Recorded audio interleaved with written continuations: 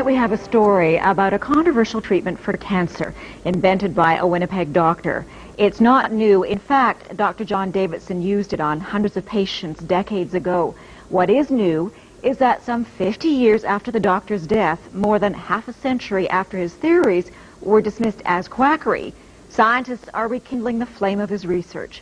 With more on the legendary cancer doctor, here's CTV's medical specialist, Avis Fabro.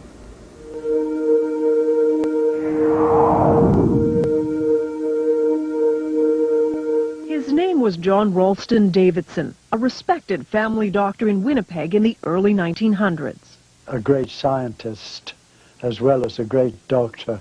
And this is Leslie Gurney Bishop, now 88, a journalist who documented Dr. Davidson's controversial treatment for cancer. He never claimed that it cured it, but he said it would arrest it. Davidson spent years studying cancer, writing medical articles on his theories, which in hindsight were remarkable for his time. The doctor described cancer as a dietary deficiency, so he added generous amounts of vitamins to the patient's diet. But he also said it was critical to boost the patient's own defenses against cancer. Davidson took fertilized hen's eggs just 9 days old and produced a powdered extract, which was then injected into patients with various forms of terminal cancer.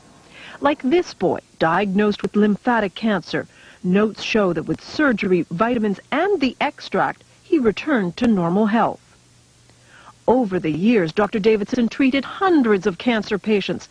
They all said, the ones I interviewed, all said that it had benefited them tremendously. Some said they were cured. Ruth Burke's father was one of Davidson's more famous patients. Harry Leader, the Member of Parliament for Portage-la Prairie, had been diagnosed with terminal bowel cancer by the Mayo Clinic in the U.S. But under Davidson's treatment, he improved. It was controversial scientifically, but that really didn't affect Dad. He believed in it.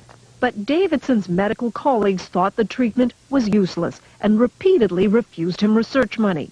It's as though they'd been instructed by somebody, well, just tear him up, just tear him up. And they did.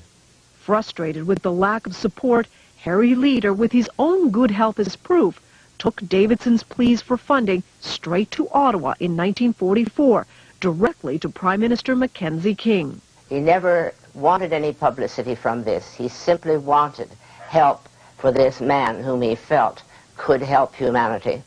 The Prime Minister refused to fund Davidson's work. The doctor died 4 years later. He would die pretty well of a broken heart, if you know what I mean, because he had not been recognized. His cancer treatment thought to have died with him.